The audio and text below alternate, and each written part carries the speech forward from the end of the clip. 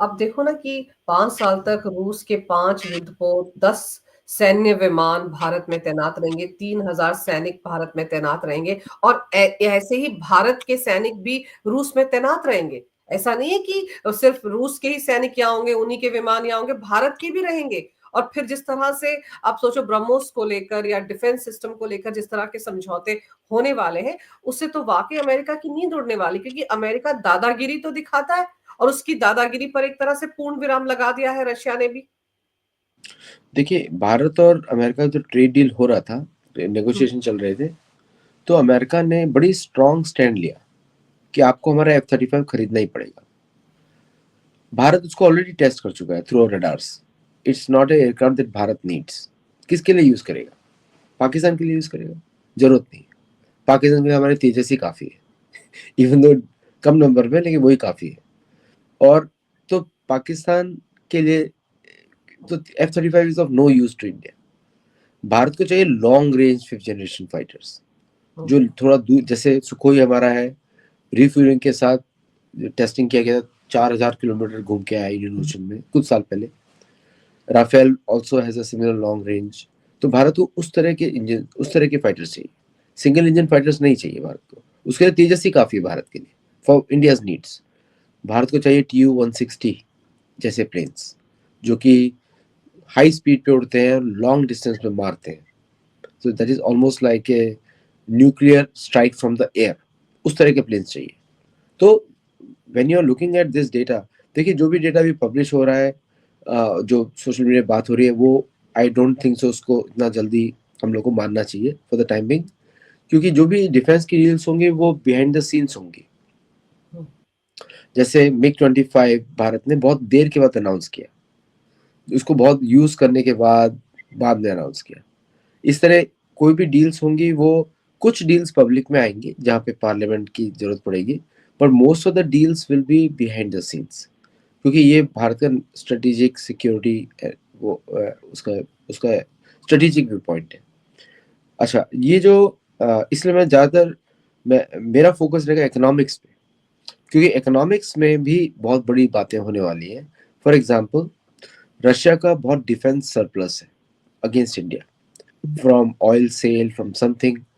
तो उसको यूटिलाइज करने की आवश्यकता है। So there be more orders given for Russian merchant navy fleet या merchant fleet to Indian shipyards. तो उसमें इंडियन शिपयार्ड्स में काम बढ़ने वाला है। दूसरा, Indian export, civilian product exports to Russia will also increase, क्योंकि उसको बैलेंस करने की जरूरत है। नहीं तो सिर्फ मिलिट्री पे रहेगा तो Bharat will remain a consumer. Plus engines का इंडिपेंडेंस, फॉर एग्जांपल सुखोई के इंजन्स का अपग्रेड, और उसको भारत में ही बनाना। अभी भारत AL-31 बना रहा है, AL-41 बनाना, या फिर I-77S जो इंजन है रशिया का, उसको बनाना फॉर तेजस MK2 या तेजस कोई और aircraft. So all those things are going to be discussed.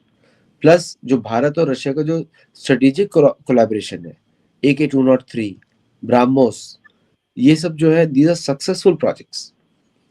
Sukhoi MKI is a successful project. तो पहले तो भारत चाहेगा कि उसको एक्सपैंड किया जाए। For Russia also is very good also. और जिस तरह भारत ने रशिया को through out Ukraine war support किया है, it's unthinkable in the global geo politics. Bharat has paid back in kind for what Russia had helped India in 1971। इसलिए अब confidence बहुत ज्यादा है। और आप समझ लीजिए कि एक कंट्री के जैसे ही बिहेव कर रहे हैं। हम्म। तो it's like two countries but they are behaving like one right now. तो और ये uh, तो it's a big thing for Russians also, क्योंकि सारी दुनिया में रशियंस को गाली मिलती है। देखिए, एक बड़ा इंपॉर्टेंट स्टेटमेंट आया था प्राइम मिनिस्टर ऑफ रशिया का। उन्होंने बोला कि भारत हमारी बात सुनता है, समझने की कोशिश करता है। हम भारत की बात सुनते हैं, समझने की कोशिश करते हैं।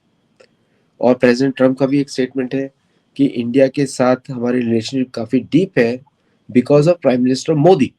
क्लियरली उन्होंने बोला, क्योंकि prime minister Modi understands our concerns. उनके कंसर्न्स वैसे ही हैं जैसे भारत के कंसर्न्स है अगेंस्ट अमेरिका।